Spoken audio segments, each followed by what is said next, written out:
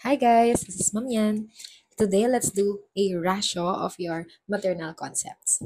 Let's go. Number one, Nurse Ganyo is assessing the medical history of a pregnant client during her initial prenatal appointment. Which piece of information in the client's record would indicate a potential risk for spontaneous abortion? A. Age 36 years. B. History of syphilis. C. History of genital herpes. Or D. History of diabetes mellitus.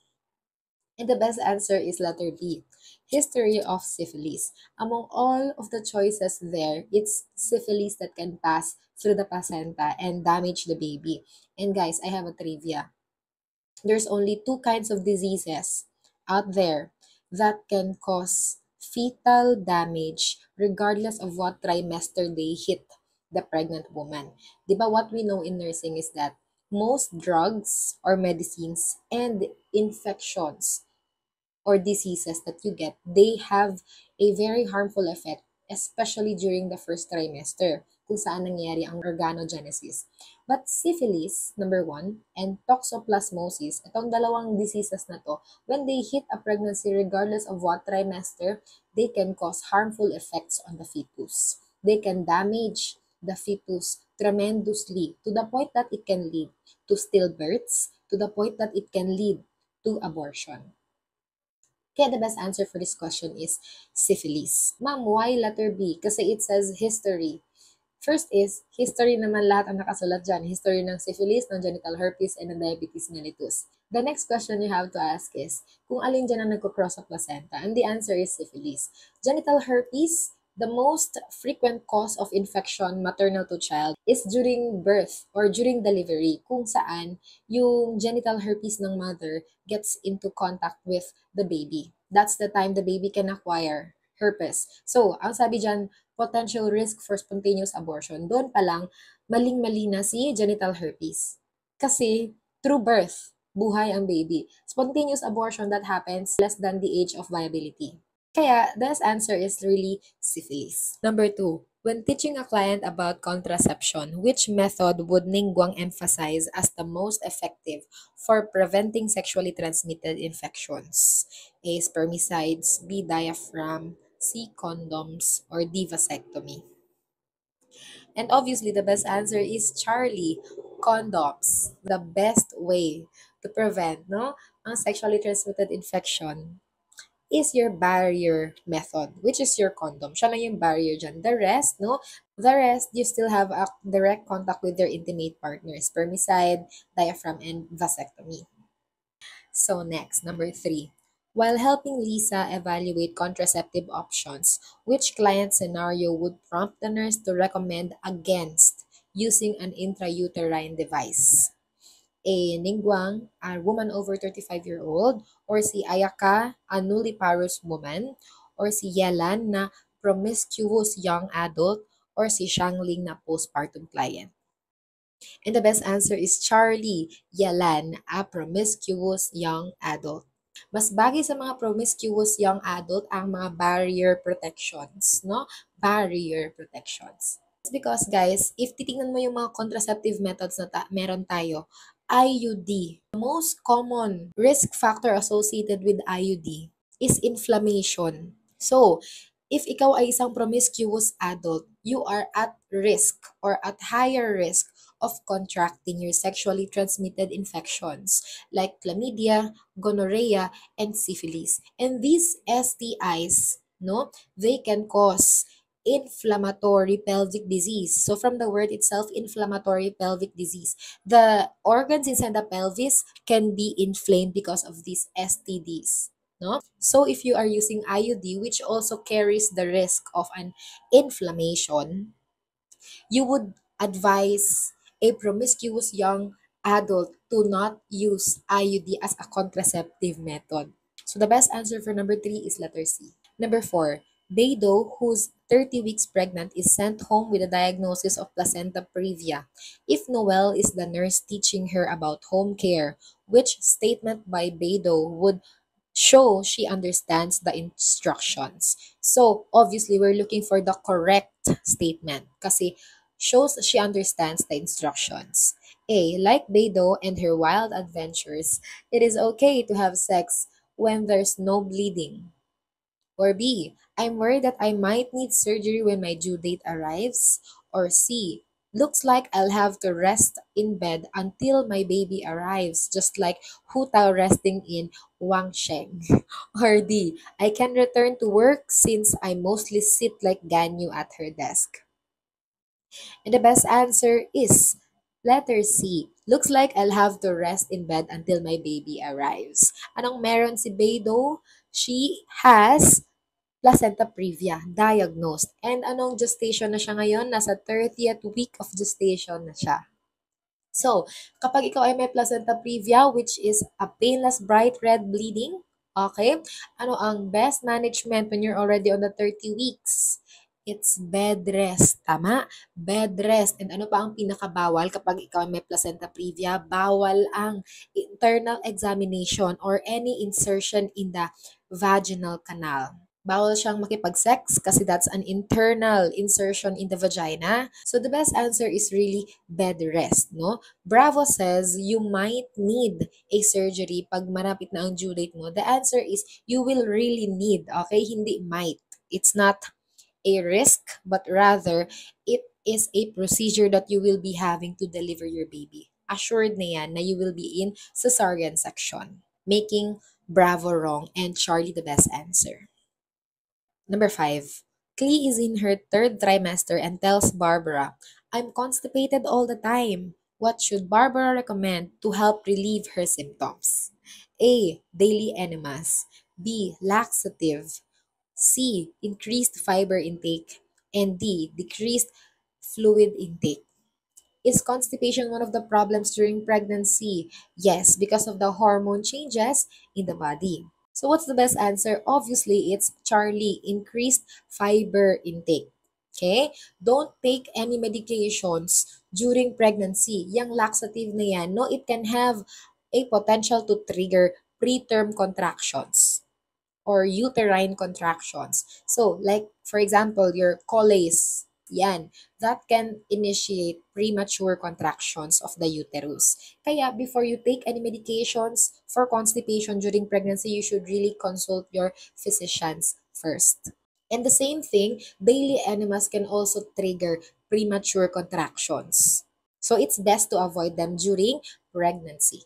Number 6. While mentoring Kole, a pregnant teenager, Yao Yao is building a teaching plan about weight gain during pregnancy. What should be her guide? A. 10 pounds per trimester. B. 1 pound per week for 40 weeks. Or C. 1/2 pound per week for 40 weeks. Or D. A total gain of 25 to 30 pounds. And the best answer is, ang standard natin guys is delta. Dapat between 25 to 30 pounds, okay? Ang magiging weight gain ng pregnant person to consider it within the normal limits. Best answer is delta. Number 7. Mona is calculating the estimated date of delivery for Lumine, who reports her last menstrual period began on January 14 and ended on January 20. What estimated date of delivery should Mona tell her based on Nagel's rule? So, how do you use the Nagel rule? Ang gagawin mo lang is you have to plus 7 on the date, minus 3 on the months, and then plus 1 on the year. So, ang dali ng question na to, tingnan mo, 14 ang first day of the last menstrual period, no? Kasi we ask for the first day of the last menstrual period. So, ang first day niya, sabi niya is January 14. 14 plus 7, that's 21. So, isa lang ang choice na may 21 dyan, and that's Bravo. So, October 21. Okay, that's the best answer. Number 7. During an assessment with Kokomi, the client shares, I had a son at 38 weeks, a daughter at 30 weeks, and lost a baby at about 8 weeks. How should Kokomi document this obstetrical history?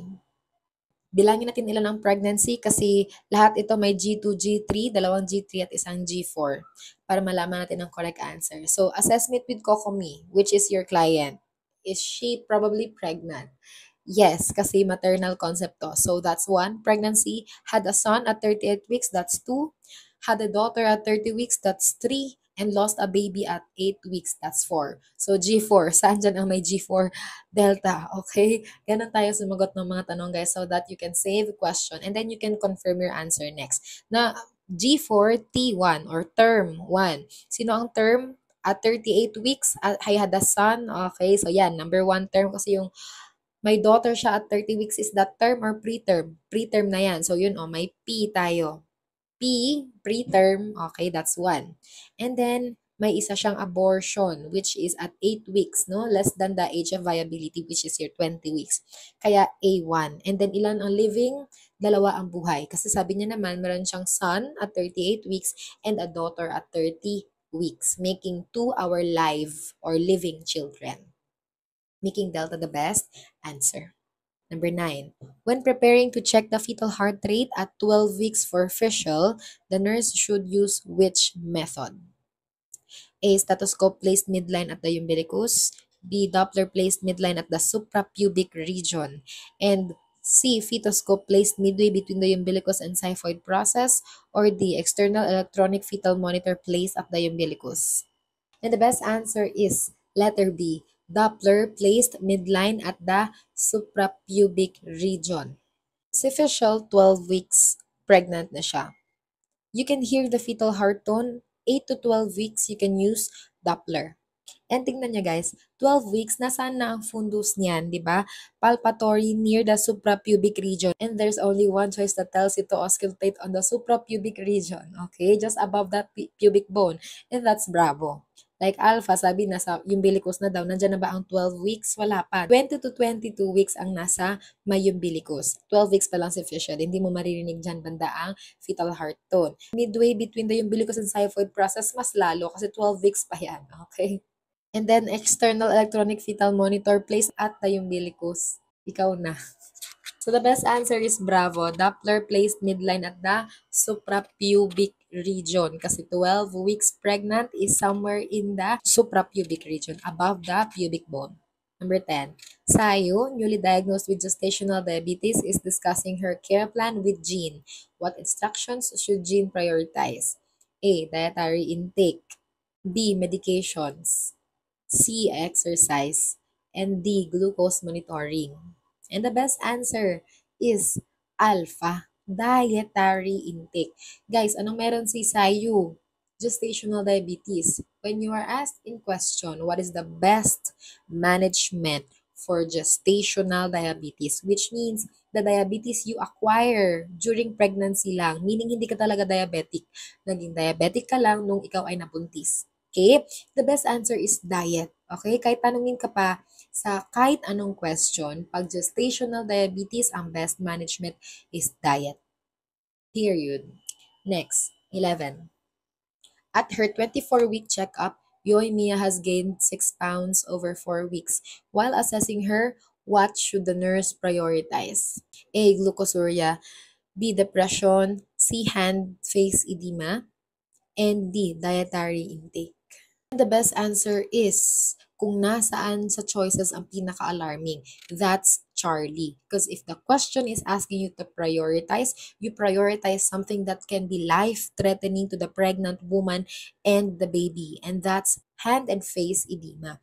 This might be a sign that the patient is experiencing pre-eclampsia. Diba? Meron na siyang facial edema. So the best answer is Charlie. Next, number 12. Amber, 12 weeks pregnant, arrives at the emergency room with cramping and moderate bleeding. Upon exam, the cervix is dilated 2 to 3 cms. How should the nurse document this finding? A. Is it a threatened abortion? B. Is it an imminent abortion? Or C. Complete abortion? Or D. Missed abortion? And the best answer is, it's B. Okay? Imminent abortion. And the clue is 2 to 3 cms open na si Amber. The next thing you look at is if nag-expel niya na ang fetus or hindi pa. Ano nangyayari? Meron siyang moderate bleeding and cramping. Wala pang expelling of the abortus. So the best answer is imminent abortion. Mangyayari na talaga siya. Okay? Ma-abort na talaga ang baby because of the cervical dilation. Threatened and missed abortion closed pa ang cervix. And to say if it's complete abortion, meaning lumabas na ng buo, okay, ng tuluyan yung abortus. Pag lumabas yung abortus, that's complete abortion. Pero pag hindi pa lumabas, nagbi-bleeding pa pero open na ang cervix, that means maa-abort na talaga siya or imminent abortion. Number 13. Ningguang is being treated for an ectopic pregnancy. What nursing diagnosis should take priority? A.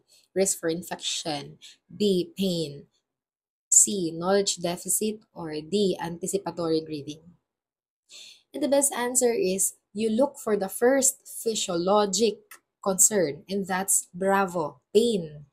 Pain muna ang priority mo kapag ikaw ay may ectopic pregnancy. Okay? Wala sa uterus na implant ang iyong zygote. Okay? So the best answer is pain. Ma'am, why not risk for infection? My question is, an ectopic pregnancy, meron ka bang contact to an external variable or an external force that can introduce infection inside the body of the patient? O wala. Correct? So the best answer is pain. Ayun, you can deal with knowledge deficit later and you can deal with anticipatory grieving later. Okay? Kasi unahin mo muna ang physiologic concern before psychologic concern. Next, number 14. Before assessing Shanha's postpartum uterus for firmness and position, what should the nurse do first? A. Assess the vital signs. B. Administer analgesia. Or C. Ambulate her in the hall. Or D. Assist her to urinate. Anong gusto mong kapain ang uterus niya kung firm and nasa position or nasa midline? To do that, dapat walang balakid. Dapat hindi full ang bladder. The best answer is delta. Assist her to urinate. Okay? So, pag nakaihi na siya, hindi na full ang bladder niya, mas mapapalpate mo na ba ngayon ang uterus to appreciate its firmness and its position? Yes. Okay? And the most common reason why the uterus can be dislodged to the left or to the right is because of a full bladder. Okay? So you have to ask the patient to urinate first. Next, number 15. Sucrose, a new mother, tells the nurse she's experiencing sore nipples while breastfeeding. What should the nurse suggest? A. Tell her to breastfeed more frequently. B. Administer a narcotic before breastfeeding. C. Encourage her to wear a nursing brassiere. Or D. Use soap and water to clean the nipples. And the best answer is A, alpha. Tell her to breastfeed more frequently, okay? And why is that the best answer? When you breastfeed frequently, you reduce the chances of a sore nipple kasi mas napapractice yung infant mag-latch correctly on the areola of the mother, preventing the sore nipple. And masasanay din yung postpartum woman on how to handle the latching of the newborn. Kaya the best answer is alpha. Number 16. 4 hours postpartum, Mona has these vital signs. BP 90-60, temperature of 100.4 degrees Fahrenheit, pulse 100, weak and thready, and a respiratory rate of 20. What should the nurse do first? A. Report the temperature to the physician. B. Recheck the blood pressure with another cuff. Or C. Assess the uterus for firmness and position. Or D. Determine the amount of lochia. And the best answer is delta. Determine the amount of lochia or yung bleeding na lumalabas sa postpartum woman. It might be the reason why the BP is borderline 90-40. Okay? And it can also be the reason why the patient is warm. Okay? 100.4 degrees Fahrenheit. A temperature of 100.4 degrees Fahrenheit is equivalent to 38 degrees Celsius. Febrile ba yan kung normal person? Yes. Pero isipin mo, ang patient mo is 4 hours postpartum. Is this expected if the patient is losing a lot of blood and is experiencing dehydration? Yes. Okay? Kaya guys, this is a trick question most of the time in the NLE. You have to note kung ilang hours postpartum na ang patient. If it's less than 24 hours, if you have a temperature of above 37.5, which can indicate febrile si patient, hindi talaga siya febrile. The reason is because of dehydration, because of blood loss during delivery. Okay? Expected yan within 24 hours and we don't consider that as an infection. And the only management to that is to increase the oral fluid intake of the patient if the patient can tolerate an oral fluid intake. Okay? If hindi, dehydrate through intravenous therapy. But this is not an infection. You can say if it's postpartum infection if it will happen. Yung pagtaas ng temperature after 24 hours post-op. Okay? Pero pag within 24 hours, the temperature is not reportable to the physician, you can manage it by increasing the fluid intake of the patient because the cause is blood loss and dehydration during delivery. Okay? So the best answer is to determine the amount of lochia para malaman mo if the patient is bleeding, then manage the bleeding. Okay? Number 17. The nurse checks the lochia of several postpartum clients. Which of these findings would prompt the nurse to notify the physician? A dark red discharge on a second day postpartum client, a pink to brownish a pink to brownish discharge on a client who is 5 days postpartum, almost colorless to creamy discharge on a client 2 weeks after delivery, or a bright red discharge 5 days after delivery. Alin dyan ang pinaka-alarming? It's no other than Delta. Okay? So guys, most of the time, when you see in the choices, yung bright red bleeding na yan, it's really red flag, no? Because it will indicate active bleeding. And imagine the patient is 5 days postpartum. So, 5 days postpartum, do you expect the patient to still be bleeding? No longer, okay? Especially a bright red bleed, no?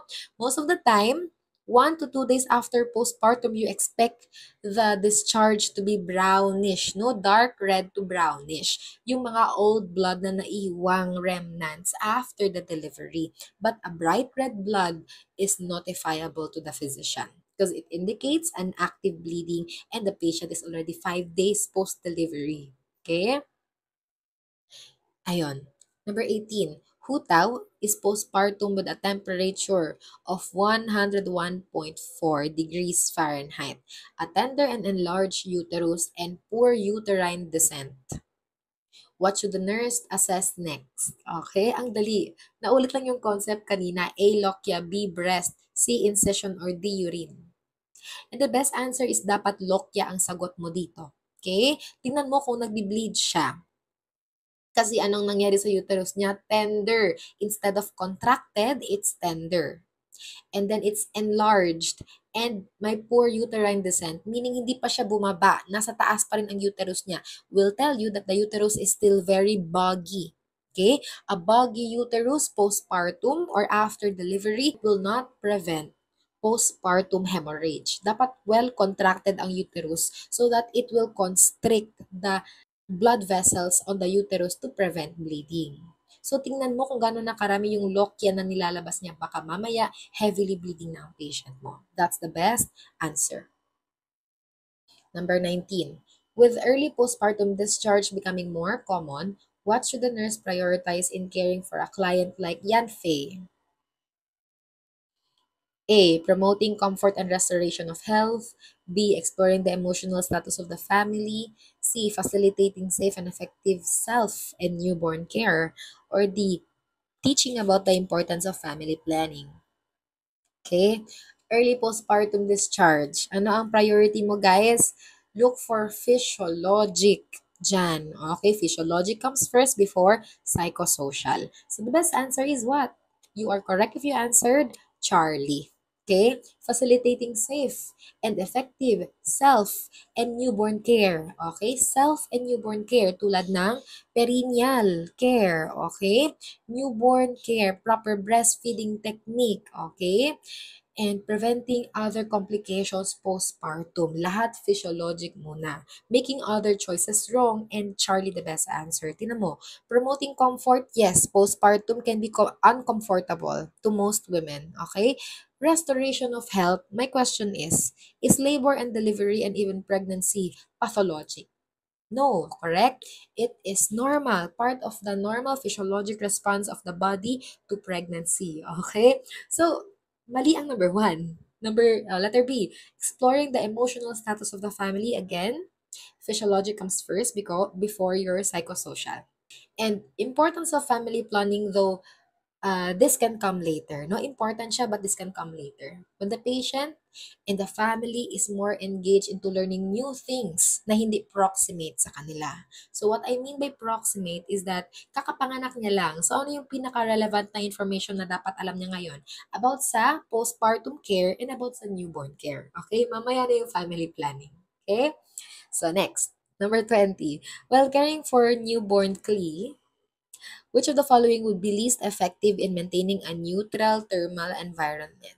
So, you're looking for the wrong answer. Kasi sabi dito, would be least effective. Okay, the wrong statement. So, A, placing infant under radiant warmer after bathing. That sounds good kasi it promotes warmth. Or B, covering the scale with a warm blanket prior to weighing. Is that correct? Yes. And C, placing crib close to nursery window for family viewing. Is that correct? Or D, covering the infant's head with a knit stockinette. Oh, you get it right if your answer is Charlie. No? Placing crib close to nursery window for family viewing. Eto, tandaan mo guys, every time dinidikit mo ang newborn sa any area na hindi mainit, okay, the newborn can lose their body heat. So among the choices, the one that does not promote heat preservation to the newborn, okay, is what? Charlie, placing the crib close to nursery window for family viewing. Okay? Yung window, pag malapit ang baby dyan, and yung window hindi mainit, no, the baby can lose heat by virtue of convection. And note that during the early natal period, no, sa babies, they can easily lose heat. Newborns cannot regulate their temperature, kaya kailangan natin sila i-keep warm. Because number one, newborns cannot shiver to produce body heat. And number two, the newborns are still adjusting to the external environment outside the womb, making Charlie the best answer. Number 21. While examining a newborn with Lisa, the nurse notices an asymmetrical Moro reflex. What should the nurse assess the baby for? A. Talipes equinovarus. B. Fractured clavicle. C. Congenital hypothyroidism. Or D. Increased intracranial pressure. So guys, Moro reflex or yung startle reflex mo, okay? When the limbs of the newborn will open wide, okay? So, pag asymmetrical ang Moro reflex mo, the best answer for this one is bravo, fractured clavicle. So, pag fractured yung clavicle ni guys, eto, clavicle ng newborn, pag mag-Moro reflex siya, imbes na aligned ang dalawang limb, upper limb niya, hindi na aligned, okay? Dahil fractured ang clavicle niya. And if you ask, what's the most common cause of a fractured clavicle in a newborn? It's dystocia, especially shoulder dystocia. So, medyo mahirap i-deliver ang shoulder ng newborn, especially if they're macrosomic. So, what we do, okay, is that we apply suprapubic pressure. Yung suprapubic pressure na ina-apply natin sa pubic bone, okay, this can fracture the clavicle of the newborn. And we do this because we prioritize to deliver the newborn first, and then we can manage the fractured clavicle after. Okay? You call that your Mac-Roberts maneuver, making Bravo your best answer. Number 22. During the first 4 hours after male baby Xiao is circumcised, what should the nurse prioritize in assessing? A. Infection. B. Hemorrhage. C. Discomfort. Or D. Dehydration. Oh, the best answer is bravo, hemorrhage. Ano bang ginawa mo? Circumcision. So, what's the most likely risk after any kind of surgery? Bleeding. Saan ang bleeding dyan? Bravo, hemorrhage. Okay? And following the principle of ABC, since ang tanong sa'yo is prioritize, the nurse should prioritize assessing ABC, airway breathing circulation problem, hemorrhage, or bleeding. Number 23. A male neonate delivered by Laila immediately after birth is noted to have respirations of 78, heart rate of 160 beats per minute, nasal flaring, mild retractions, and grunting. What should the nurse do first? A. Call the assessment data to the physician's attention. B. Start oxygen per nasal cannula at 2 liters per minute. C. Suction the infant's mouth and nares. And D. Recognize this as normal first period of reactivity. And the best answer is delta. Okay? Recognize this as normal first period of reactivity. Tingnan ng mabuti ang question, guys. Sabi, immediately after birth.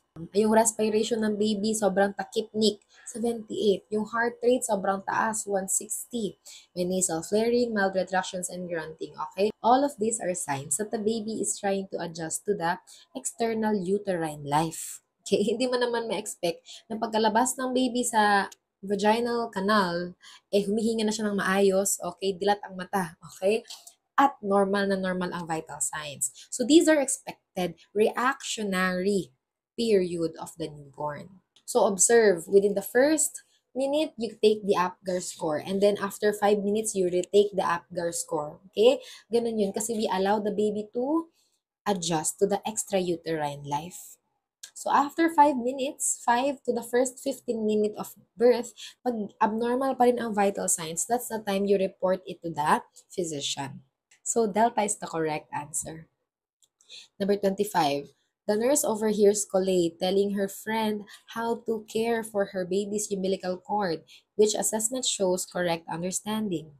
A. Daily soap and water cleansing is best. B. Alcohol helps it dry and kill germs. C. An antibiotic ointment applied daily prevents infection. Or D. He can have a tub bath each day. And the best answer is what? Bravo. Okay? Alcohol ang sagot, guys. Kasi ito lang. This is the concept that I want you to understand when it comes to cord care. Ang priority mo pag may cord care is to dry the cord and allow it to fall off on its own. So, look for the choice that will promote drying at a faster pace. Okay? And at the same time, disinfect the area. The best answer, guys, and the standard procedure that we do is to apply alcohol using cotton. Drop some alcohol on the newborn's cord kasi it will promote further dryness as compared to your soap and water. So, it's correct. Soap and water can also dry the cord, but the faster way to dry the cord is using alcohol. That's why Bravo is the best answer. Charlie is sobrang mali kasi you don't use antibiotics to prevent infection. Look at the word, prevent. So, parang ginawa niyang prophylaxis yung antibiotic ointment to prevent infection. Wala namang ongoing infection sa umbilical cord ng baby on the question, making it very wrong. And Delta, dapat hindi mag-submerge sa water ang newborn. Anong sabi ko? Concept dapat dito is to promote the drying of the cord so that it can fall off on its own. Okay? Bravo is the best answer. Number 26. Nurse Jelly is educating 33-week pregnant Faruzan who's experiencing vaginal bleeding about sexual activity. What should she explain? A. Need to be modified in any way by either partner, or B. Is permitted if penile penetration is not deep. C. Should be restricted because it may stimulate uterine activity. Or D. Is safe as long as she is in side-lying position. And the best answer is Charlie. It should be restricted because it may stimulate uterine activity. Guys, tingnan mo naman anong nangyari kay Faruzan. May vaginal bleed na ba? Yes. And walang sinabi kung anong klaseng vaginal bleed to, di ba? So, if 33-week ka and nagwa-vaginal bleed ka, that can be a sign of preterm labor. Okay? So, if you are already at risk for preterm labor because of a vaginal bleeding during the 33rd week of your pregnancy, that may be a sign of preterm labor. So, dapat mag-abstain ka muna sa sex because sex can trigger uterine contraction. Especially if mag-ejaculate ang guy. Okay? Yung semen niya, it contains prostaglandin that can further cause uterine contractions. So, meron ka na bang signs of preterm labor? Yes, that's why you have to prevent any other potential stressors that can cause premature uterine contractions. Abstain muna from sex. Charlie is the best answer. Number 27. Yay Miko delivers a postterm baby with meconium-stained fluid. What should the nurse especially monitor for? A. Respiratory problems. B. Gastrointestinal problems. C. Integumentary problems. Or D. Elimination problems. So guys, pag hindi ka sure sa sagot mo, just do A, B, C. Airway, breathing, circulation. Alin ang airway dyan? Alpha. respiratory problems. And this is especially correct, especially if you have a baby na meconium stain. Kasi ano ba yung meconium stain, guys? Because of fetal stress inside the uterus during labor or during delivery, okay, nakakain siya, naka-ingest siya, naka-inhale siya ng meconium or the first stool of the baby, okay, or the newborn. So pag nangyari yan, okay, the highest risk is in the respiratory tract. Kasi the respiratory tract cannot eliminate effectively a meconium stool. Magsistay yun doon, it will need antibiotic therapy, okay, para mawala lang, okay? So the best answer is alpha. Next, number 28. During the first hours after delivery, Jean receives IV fluids of oxytocin. The nurse knows the primary reason is A. To facilitate elimination, B. To promote uterine contraction, B. To promote analgesia, or D. To prevent infection. So, we give oxytocin because oxytocin is a uterotonic. It can cause uterine contractions, augment your labor and delivery contractions. Okay, so the best answer is bravo, to promote uterine contraction. Okay? Next, number 29. Shanha, diagnosed with severe preeclampsia. A BP of 160/110, proteinuria, and edema is being admitted. What is the most important to include in her care plan? Guys, ano ang priority? Pag may preeclamptic patient ka, the priority is to prevent seizures. Okay? So the best answer is bravo. Initiate seizure precautions. Okay? Kasi pag nag-seizure ang pre-eclamptic na patient mo, it becomes eclampsia. And pag naging eclampsia na yan at nagsiseize ang patient mo, what happens is that lesser oxygen goes into the brain of the mother and lesser oxygen goes into the fetus, okay? Causing fetal hypoxia can cause fetal distress, okay? Kaya yan. The best answer is bravo. Number 30, Nurse Bella explains a non-stress test to a pregnant 28-year-old Lumine. She says this test compares the fetal heart rate with A. Fetal lie, B. Fetal movement, C. Maternal blood pressure, or D. Maternal uterine contractions. So the best answer is bravo. In a non-stress test, you compare the fetal movement to the fetal heart rate. Ganito lang yan, guys.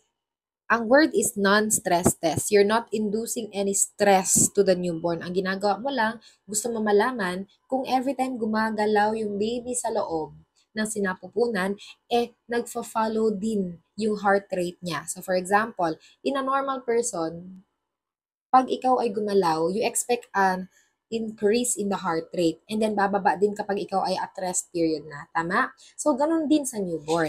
Kapag ikaw ay nasa loob ng sinapupunan, kapag ikaw ay gumagalaw, sumisipa, umiinom ng amniotic fluid, normally, dapat tumataas ang heart rate mo. Okay? Para malaman natin na yung neurovascular aspect ng newborn is normal. Okay?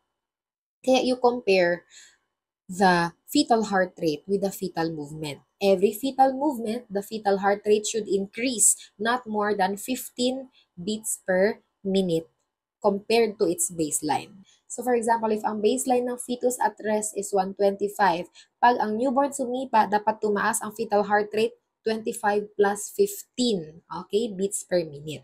And then after niya sumipa, dapat magbabayan dahan-dahan, okay? Balik sa baseline within 125 beats per minute.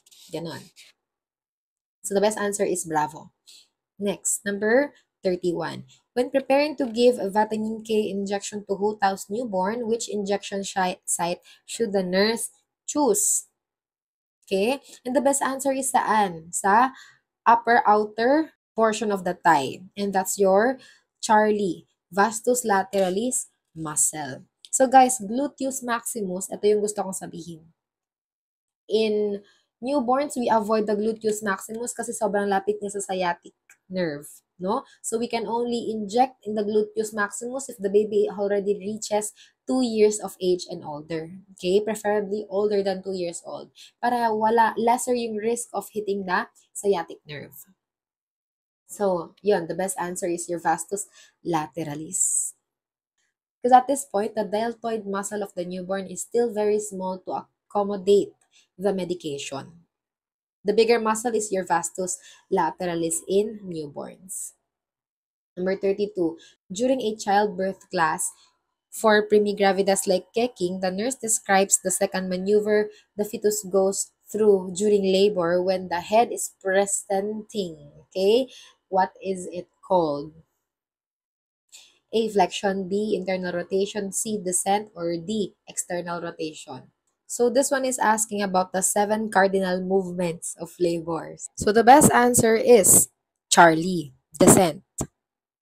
Ang pinaka-first cardinal movement ng baby guys is mag-engage ang fetal head sa ischial spine station 0. And then, magde-descend pa siya further down the ischial spine. So, magiging +1, +2 stations. So, that's the second. The third is when the head starts to flex, and then internal rotation, and then extension of the head, and then external rotation, and then finally, expulsion of the baby. So, ang best answer is Charlie, descent. Number 33.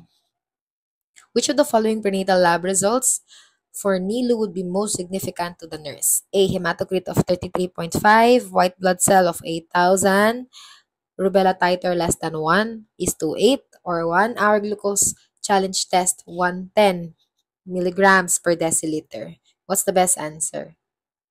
The best answer for this question is C, rubella titer less than 1:8. Okay? Kasi guys, ano ang correct and normal rubella titer for pregnant women? Dapat it's more than 1:8. So, pag less than 1:8 ang rubella titer, the pregnant gets an increased risk for rubella, which is bad. So, dapat nasa 1:8 above. Making Charlie the best answer. Next, number 34. During her first trimester, Diona reports urinary symptoms. Which of the following is most commonly experienced? First trimester, A, is it frequency? B, is it dysuria? C, is it incontinence? Or D, is it burning? So, during the first trimester, guys, habang lumalaki ang uterus mo, you will experience urinary frequency, making A the best answer. Number 35. The nurse notes positive ballotment during Yoimiya's prenatal checkup. What does this indicate? A, palpable contractions on the abdomen. B, positive movement of the unengaged fetus. C, fetal kicking felt by the client. Or D, enlargement and softening of the uterus. So what's that? The best answer is if ballotment, guys, that's bravo. Passive movement of an unengaged fetus. Meaning, hindi pa na-engage sa ischial spine station 0 ang head ng baby. Kaya, kapag itap mo, lightly tap the cervix, yung baby magbabounce siya sa loob ng uterus. So, that's your ballotment. Okay? Number 36. During Mona's pelvic exam, the nurse notices a purple-blue tint of the cervix. This is documented as A, Braxton-Hicks sign, B, Chadwick sign, C, Goodell's sign, or D, McDonald's sign. Okay? And the best answer is B, Chadwick sign. Yan. Okay? C ng Chadwick means C ng cervix, nagiging iba ang C, color. Okay? So, B is the best answer. Goodell sign meaning goods ang cervix for delivery. That means, or pregnancy, that means the cervix is soft. Okay? Braxton Hicks contraction, that's your false labor contraction. Yung pag-contract ng uterus, okay? Because of mga stressors or because of fetal movement. 37. While teaching a prenatal class, the nurse explains that breathing techniques like the ones Kokomi practices during labor help with A, eliminate pain and give the expectant patients something to do. B, reduce the risk of fetal distress by increasing uteroplacental perfusion. C, facilitate relaxation, possibly reducing the perception of pain. Or D, eliminate pain so that less analgesia and anesthesia are needed. And the best answer is Charlie. It will facilitate relaxation, possibly reducing the perception of pain. Okay? So, sabi dito, it will help during labor. Sinong gusto mong tulungan during labor? The mother is going to undergo the labor and breathing techniques, guys. This will reduce pain. Kaya maling-mali ang alpha kasi sabi it will eliminate pain. Okay? So, It's not anesthesia. When you breathe, doing breathing techniques, it can reduce the perception to pain. Having the client something to focus on, which is yung breathing techniques niya. So, sabi naman ng Bravo, reduces the risk of fetal distress by increasing uteroplacental perfusion. It might sound like it's the correct answer, but it's not what the question is asking for. Kasi i-associate mo guys, para saan ba ang breathing techniques kapag ikaw ay nasa labor na? It's to help reduce pain, okay? It has nothing to do with uteroplacental oxygen supply and demand to the fetus. The most direct answer is Charlie. It helps with the relaxation technique, okay? Number 38. After 4 hours of labor, Noel's contractions are not dilating the cervix. What should the nurse anticipate? A. Obtaining an order to begin IV oxytocin infusion. B. Administering a light sedative to allow the patient to rest for several hours. Or C. Preparing for a cesarean section for failure to progress. Or D. Increasing the encouragement to the patient when pushing begins. What's the best answer? The best answer is alpha. Humingi ka ng order for oxytocin to augment the labor. Anong naging problem natin dito? The cervix is not dilating. Okay? So, pag hindi nagdadilate ang cervix, you should allow it to naturally dilate by augmenting the contractions of the uterus. So, when the fetus will descend, it will promote cervical effacement and dilatation. Okay? So that the labor can start. So, masyado pang early para ikaw ay mag-encourage sa patient mo to push. You encourage the patient to push once the patient is 10 centimeters dilated. If hindi pa siya dilated and then you encourage to push, you will induce stress to the fetus. This can cause increased risk for meconium aspiration. Or even worse, cervical tears, okay? Kasi hindi pa nga nag-dilate tapos pinapapush mo na siya. Mamaya na yan pag siya ay 10 centimeters dilated. Yung preparing for cesarean section for failure to progress, masyado pang this is not yet indicated. You have to first try and augment the labor of the uterine contraction and see if it will help the client. So, number 39. A 38-week multigravida like Eula is admitted with painless bright red bleeding and mild contractions. Which assessment should the nurse avoid? A. Maternal vital signs. B. Fetal heart rate. C. Contraction monitoring. Or D. Cervical dilation. Ano ang assessment na dapat hindi mo gawin as a nurse pag ang patient mo presents with a painless and a bright red vaginal bleed? No? Symptomatic of what? Your placenta previa. Kaya if may placenta previa, what's very contraindicated? Doing internal examination or any insertions on the vaginal canal, which includes the assessment of the cervical dilatation or dilation, which makes delta the best answer. Number 40. When asked why a cesarean is needed for a complete placenta previa, how should the nurse respond to Yoimiya? A. You will have to ask your physician when he returns. B. You need a cesarean to prevent hemorrhage. C. The placenta is covering most of your cervix. Or D. The placenta is covering the opening of the uterus and blocking your baby. So the answer is, in a complete placenta previa, it's covering completely your cervix. And kung makikita mo guys, ang best answer is delta. The placenta is covering the opening of the uterus, which is your cervix, and blocking your baby. So how can we deliver the baby if yung puerta ay naka-block? Okay, kaya cesarean section ang mode of delivery in a complete placenta previa. Why is Charlie wrong? Tingnan mo, covering most of your cervix. In a complete placenta previa, takip lahat, hindi most. Okay? The cervix is fully covered, making Charlie wrong and delta the best answer. Next, number 41. The nurse understands that the fetal head is in which of the following position in a face presentation? A. Completely flexed. B. Completely extended. C. Partially extended. Or D. Partially flexed. So, pag una ang muka, okay, for example, this is the face. Pag una ang muka lumabas sa cervical os or sa vaginal canal in a face presentation, ano yan? This looks like unextended, okay? Extended, fully extended yung head. Ayan, fully extended. Kaya face presentation. Pag sinabi mong completely flexed, okay, pag ganito yan. Kaya ang best answer is bravo. Completely extended. Okay, completely flexed ganito. Okay? Partially extended, ano yung makikita mong presentation? Brows. Okay? Brows, pag partially extended. Pag fully or completely extended, that's your face presentation. Okay? So that's it. Bravo is the correct answer. Number 42.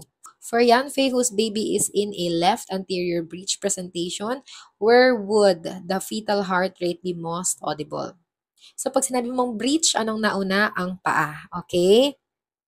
So, pag sinabi mong left anterior, guys, in these kinds of positioning, guys, tignan mo na kung anong position. Left. Okay? So, nasaan ang fetal back? Nasa left side din ng chan. So, ang tinatanong, saan mo daw maririnig ang fetal heart rate? The answer is kung nasaan ang fetal back, nandoon ang loudest fetal heart rate. So, nasaan ang fetal back? Nasa left. Kasi nandun ang sabi, left anterior breech presentation. So, kung breech, nasa baba ang paa, okay, and nasa taas ang ulo. So, yung back, closest siya sa head ng baby. So, the best answer is dapat nasa above sa umbilicus yan and nasa left. Okay? Kasi nasa taas ang ulo, nasa baba ang paa. So, best answer is delta. Yan above the maternal umbilicus kasi nasa taas ang ulo, nasa baba ang presenting part which is the feet in breech. And then, to the left of the midline kasi nasa ng fetal back kung ano ang presentation na sinabi, left anterior. So, left ang fetal back. And nandyan ang loudest fetal heart tone, nasa fetal back. So, nasa left, above the umbilicus area. That's why the best answer is delta. Next, 43. During Sayus labor, the nurse notes greenish amniotic fluid. This most likely indicates the presence of A. Lanugo, B. Hydramnios, C. Meconium, and D. Vernix. And guys, pag green stained yan ang first poop ng baby and that's meconium, okay? Meaning meconium stained na ngayon ang amniotic fluid ng mother which indicates fetal stress. So the best answer is Charlie. It is meconium stained. Green in your amniotic fluid indicates meconium stain. Okay? Dapat yan straw to colorless color. Yan ang normal. Okay? Number 44. Ningguang is in labor and learns her baby is in breech presentation. The nurse knows to be particularly alert for A. Quickening, B. Ophthalmia neonatorum, C. Pica, or D. Prolapse umbilical cord. Okay? And the best answer is delta. Prolapse umbilical cord. Tingnan mo lang guys, ano ang mas malapit sa puwerta? Kapag ikaw ay naka-breech, edi ang paa. Okay? The feet of the baby cannot really cover the entire cervical os. So may space for the umbilical cord to be prolapsed, especially if nag-rupture ang membrane. The sudden gush of the ruptured membrane will promote the prolapse of the cord, especially if paa yung nandiyan and hindi ang head. Kasi ang head ng baby bigger compared to the other parts of the body, it can cover the area, it can prevent your cord prolapse. Pero pag naka-breech presentation, may risk, okay? It carries the risk of your prolapse cord. Okay? So, number 45. Lisa is using oral contraceptives. The nurse advises her to take the pill at the same time each day to A. Decrease the incidence of nausea. B. Maintain hormonal levels. C. Reduce side effects.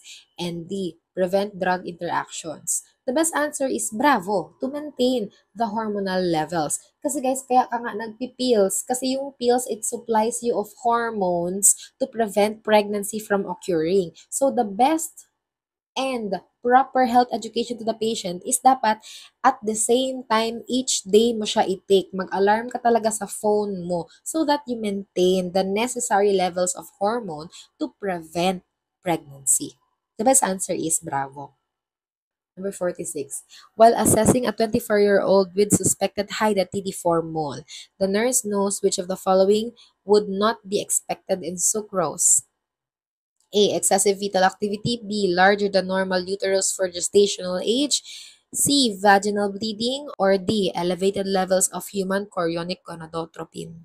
So, lahat yan, signs and symptoms of your H-mole except walang bata. Grape-like structure lang ang nasa loob. So, the best answer is what's not expected in sucrose is the excessive fetal activity. Alpha is the best answer. The rest are signs and symptoms of your hydatidiform mole. Okay? Number 47, calcium gluconate is being administered to Beidou for pregnancy-induced hypertension. What nursing action must be prioritized during this? A. Ventilator assistance. B. CVP readings. Or C. EKG tracings. Or D. Continuous CPR. Okay. Guys, buhay ba si Beidou? Yes. Kaya maling-mali ang gawin ang CPR. Ang best answer is to letter C. Monitor the EKG or the ECG of the patient. This is my tip. When you are giving these two electrolytes, you really attach the patient to cardiac monitor kasi these electrolytes have the potential to have an effect on the cardiac cells or the cardiac muscle. Dalawa lang sila. It's potassium and calcium. Kaya pag ikaw nag-calcium gluconate or nag-potassium chloride sa pasyente mo, attach the patient to the cardiac monitor. Monitor the ECG rhythm of the patient kasi it has the potential to cause cardiac dysrhythmias or at worst, cardiac arrest. Okay? Kasi the influx of calcium and potassium in the cardiac muscle can cause the rhythm of the heart to go irregular. Okay? Kaya yan ang best answer, Charlie. Number 48. RH isoimmunization in a pregnant client like Jean develops when A. RH positive maternal blood crosses into the fetal blood, stimulating fetal antibodies, or B. RH positive fetal blood crosses into the maternal blood, stimulating maternal antibodies. C. RH negative fetal blood crosses into maternal blood, stimulating maternal antibodies. Or D. RH negative maternal blood crosses into the fetal blood, stimulating fetal antibodies. Okay, the best answer is no other than Bravo. RH positive fetal blood crosses into maternal blood, stimulating maternal antibodies. Kailan ba nagkakaroon ng problems in terms of the rhesus or the RH of the mother and the baby during pregnancy? It only happens pag ang nanay negative, ang baby positive. Kasi guys, ito tandaan mo, hindi compatible ang negative na nanay sa positive na baby. So, ganito yan. Positive mother, positive baby, okay lang. What's hindi pwede is pag negative ang nanay. Pag nega ang nanay, okay? Yun yung ilagay natin sa brain natin. Pag negative ang nanay, okay, bawal yan sa baby. Masama sa baby pag negative ang nanay. Dapat ang nanay, positive lang. Or dapat ang nanay, same with the baby. Okay? Every time there is mixing of blood of the mother and the baby, mother na negative, baby na positive, that's when RH isoimmunization happens. Maiisip ng nanay na negative ngayon na yung positive na dugo ng baby is hindi kaaya-aya sa katawan or foreign sa katawan. Kaya ngayon yung mother gagawa ng antibodies against a positive kind of blood, okay? Or positive rhesus. So, para bang immunization, para bang nabakunahan against that kind of blood, okay? Kaya dangerous yan kasi it's not the current pregnancy that will be affected by RH isoimmunization, but the next succeeding pregnancy. For now, buntis ka, na iso-immunize ka kasi negative mother ka, then positive ang baby mo, nagkaroon ka ng antibodies. Yun lang ang mangyayari kapag sa pregnancy mo ngayon nangyari ang iso-immunization. But on your succeeding pregnancy, since negative ang iyong blood type as a mother, and then your succeeding pregnancy, you will have a positive rhesus in the baby. The succeeding pregnancy will suffer because that mixing of the blood of the mother and the baby will prompt the antibodies of the mother to kill the red blood cells of the baby, causing hemolytic anemia to the newborn, okay, on the succeeding pregnancies. Kaya dito nang gagaling yung tinatawag natin na pathologic jaundice. Because every time you break red blood cells, you get bilirubin out of it. Kaya paglabas ng baby, upon delivery, jaundice na. Okay? The first 24 hours of life. Kaya bravo ang tamang sagot. Next, number 49. In Barangay Inazuma, where there's an outbreak of German measles, what is the best advice for early pregnancy women like Shanha to avoid congenital rubella? A. Advise them on the signs of German measles. B. Avoid crowded places such as markets and movie houses. Or C. Consult at the healthcare where rubella vaccine may be given. Or D. Consult a physician who may give them rubella immunoglobulin. And the best answer is Delta. Kapag may outbreak sa barangay ninyo, you should get, as a pregnant woman, you should get an immunoglobulin for rubella. Why? Charlie says, kumuha ka ng vaccine for rubella. Bawal ang rubella sa buntis. Kasi ang rubella vaccine is a live vaccine. Bawal sa buntis yan kasi it can cross the placenta, it can cause damage to the developing fetus. Teratogenic ang rubella, just like other live vaccines as well. Rubella, rubeola for chickenpox, and even for polio. These are vaccines that are teratogenic because they are on live. Okay? Live vaccines yan sila. And the best way to do that is to give immunoglobulin. Kasi sobrang proximate ba kay Shanha ang outbreak ng rubella ngayon? Yes, nasa barangay Inazuma. Kaya dapat si Shanha, protected from the German measles or rubella, give her her immunoglobulin to protect her and to protect her developing baby. Delta is the best answer. Last item. While teaching Lumin and a group of teens about male hormones, the nurse mentions the Leydig cells. It produces what kind of hormone? Oh, ang dali. Context clue. Sabi male hormone. Alin ang male hormone dyan na male hormone talaga? Eh di bravo. Testosterone, no? That's the one that is produced by the Leydig cells. Follicle-stimulating hormone or your FSH, tsaka luteinizing hormone or your LH, it is being produced by your pituitary gland on the anterior aspect, correct? And then your gonadotropin-releasing hormone. Ito ang technical, guys. When you see that term, releasing hormone, inhibiting hormone, producing hormone, these hormones, they come from the hypothalamus and not the pituitary gland. So, si gonadotropin-releasing hormone, it comes from the hypothalamus. That's all. Hope you learned. Bye!